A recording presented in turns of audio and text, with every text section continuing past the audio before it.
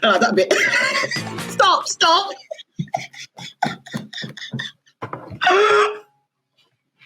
We've got to be this and we've got to be professional.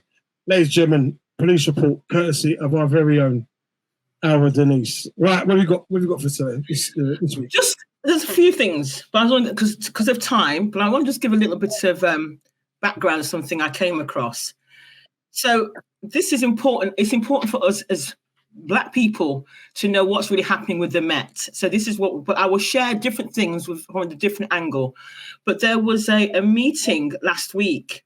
It was the police remuneration review body. And basically they said that the scale of the crisis that the Metropolitan Police are currently facing, it lays bare to the fact that the Met is not fit to serve Londoners effectively in its current state. Yeah.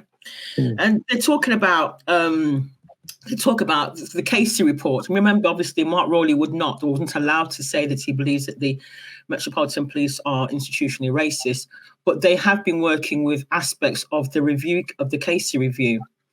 And they realize they can't work with it because the numbers of officers that they're losing every year is continually going up, and they're struggling to recruit people. And they've got people who are in supervisory positions who do not have enough real experience to actually supervise the people that they're supervising. So this is an official report from the Met itself. So where does that leave us as Black people? Because we're there and we're experiencing the cases that I'm reading, the things that are happening. It's making me even more concerned. Now, Mark Rowley clearly is trying his best to do what it appears to be, but he's struggling because every month there are at least 60 cases. I've been looking at 60 cases every month that go to court, and he can't keep up because the numbers are increasing. So that's a real concern should be a real concern to all of us. So if I'm just looking, you step because it was the light. Step back into the light. Yeah. That's better. Yeah, go on. Yeah, is that better? Yeah. So that is of a real concern. But there are some cases that come out which they won't reveal the names. I've got access to the information, but not the particular name for specific reasons.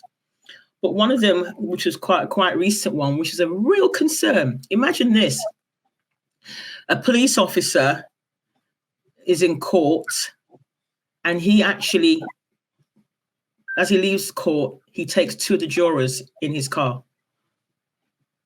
Are you kidding me? No. Yeah, this was at Harrow Crown Court. He was obviously fired, and when they asked him, he was actually seen by two barristers in their robing room where they robe to come down to court. Yeah. Seen leaving with the jurors in his car. And when they asked him for his PIN number for his phone, he refused to give them the PIN number. But through other methods, they were able to find out information that would suggest that he'd actually rang these people. They were actually in his phone.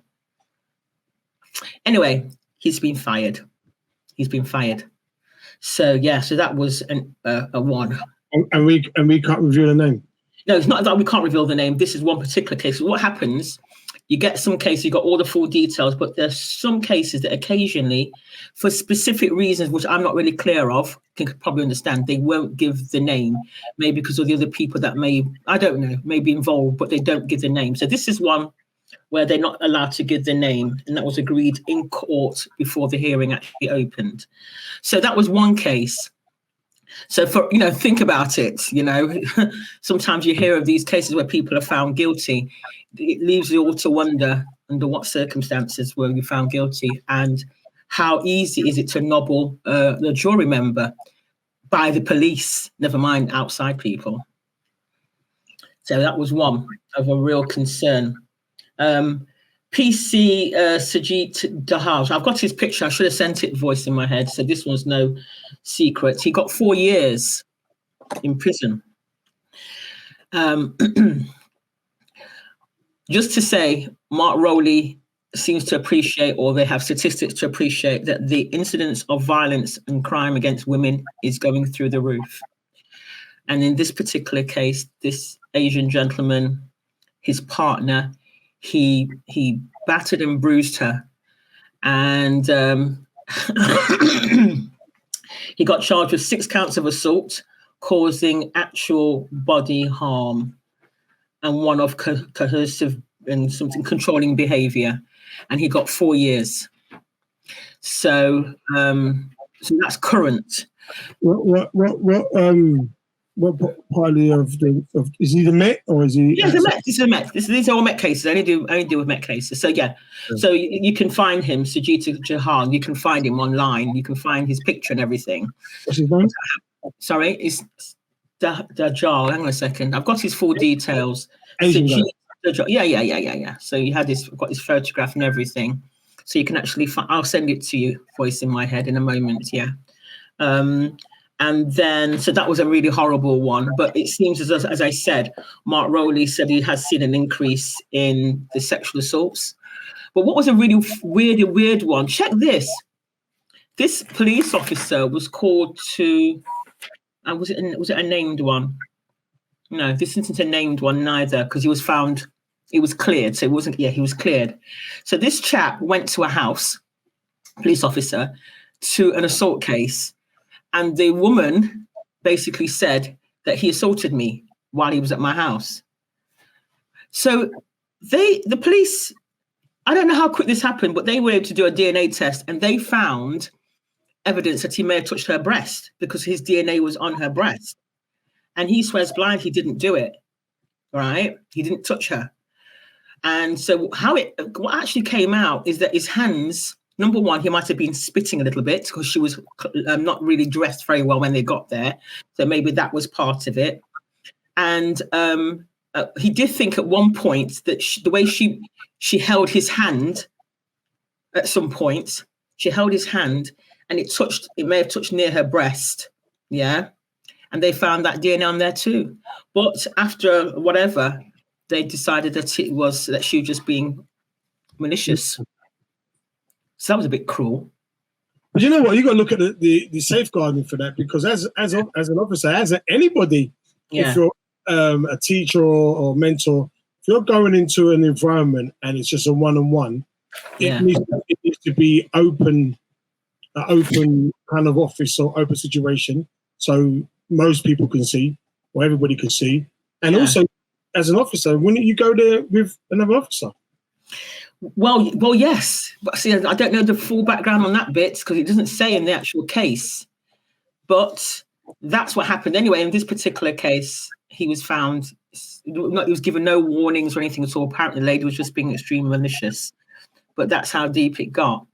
But basically, where we're at now, the numbers of those suspended has increased. So what it is, that initial bit, that report that I quoted you guys from, was the fact that they are struggling. So Mark Rowley's doing his thing, but it's affecting the numbers of officers on the ground because the number of them have been suspended, have been given other jobs, but not directly dealing with the public. So that means that we are not as safe as we should be. It's actually worse for us right now. We've got currently, it was 275 in February awaiting gross misconduct hearings, and a significant number of those are for violence against females. So, and there's quite a few stories. And I'll give you some more next week on female officers. It's not just men, we must remember it's not just gentlemen, ladies, but a lot of sort of tittle tattle, like, he says, she says, kind of strange kind of things. Some of those kind of things that aren't really worth talking about will end up going to a hearing. So basically, Mark Rowley is, hang on 1 second, Lee Jasper, 1 moment. Let me just put myself on mute. Yeah, so what we're going to do, we'll take the off there. We're going to be talking to Lee Jasper after the break, ladies and gentlemen, as Denise was explaining literally that there are quite a few cases which are currently going through, and they are going to be, at some point, officers who are being suspended, it's not being recruited in the same kind of volume. So that's the we're going to go for a break on the FM, but we're going to continue the conversation before we bring on Lee in a moment. If you're all right? He said he's going to come on now. He wants to come on now? Yeah, he said, yeah. He hasn't got. I sent him the link on a text, and we sent him on a WhatsApp now. Just send the link, and we put him in a couple of minutes because I want an image to go up. Yeah. Okay. Yeah. The voice in my head, and we can put it up, and then we bring them on. What, you want the image of the policeman? Yes, please, if possible. Right. Yes. Okay. Let me do that now first. Let me go to do that now, and while you're doing that, sort it out, and then our voice in the head can put that up, and then we bring Lee on in about 5 minutes. Yeah, so just send the link and all that. All right. Yeah. All right. So you go, and the light. You make sure you stay there with the light. Yeah. As in, you Sean Paul yourself. Yeah. Just give me the light. Sean Paul myself. All right. Give me a sec. I'll be with you in a sec, guys. Let me just do these bits. Okay. Right. Let's take Our Denise off. All right, let's take Our Denise off and bring it back in a moment. So, look, I hope you enjoyed that little police report. We do it each and every week, and we're not just bringing it for the case of to discredit or to disrespect the police. So I think it's very one of the inspirations behind the police report is that when we hear politicians and MPs speak about how wonderful the police are and wonderful they do, and it's like, look, every job. You've got good and bad. Yeah, it sounds cliche, but there are times where police have done some hindering. Like history tells us what they've done. Yeah, and it's like no, you can't defend that. And what we're seeing is the police commissioner is aiming to root out from grassroots the police who are doing bad things. But like any institution, you're going to defend it. You're going to try to limit the kind of hostility towards your organization. So stories are not going to go out there as much in the volume if it was immigration, if it was stabbings or shootings, anything like that in the cities. And I just feel within myself, and hence Denise coming on, that we should definitely just highlight these stories and just let people know, look, the officers we are looking at to protect us.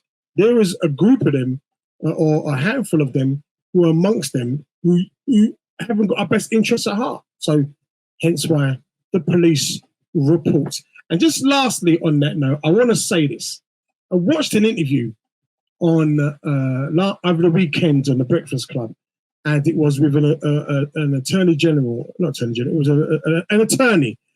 In Baltimore, and basically she took some officers to court. And these were decorated officers for a murder of a black man. And the evidence was overwhelming to the point that they had no other choice to get rid of these officers. But what the system does, and so I said, we do this because it's not just so much the behavior, it's the system which they are literally a part of, we're all a part of, so to speak, which defended their actions. And what they did, they used the system. So they started to dig deep about this particular attorney, and they were trying to get rid of her. And they questioned every case she did. And this is how far, this is just in America. So that's happening in America. You imagine what's happening over here. Yeah. So if you get someone and you start to prosecute, the system, which is designed by people who haven't got the best interests at other people at heart, they're going to use every possible way to try to discredit you. Hence why last week, Robin Williams. You imagine she's there to secure the safety of Londoners, and what did they pull her on? And what did they do her on? They done her on. She never declared a holiday. nothing to do with crime, and they stressed her out that much that she had to resign. So this is why we do police report. Thanks. Lee should be in there soon. Has he got it? Yeah.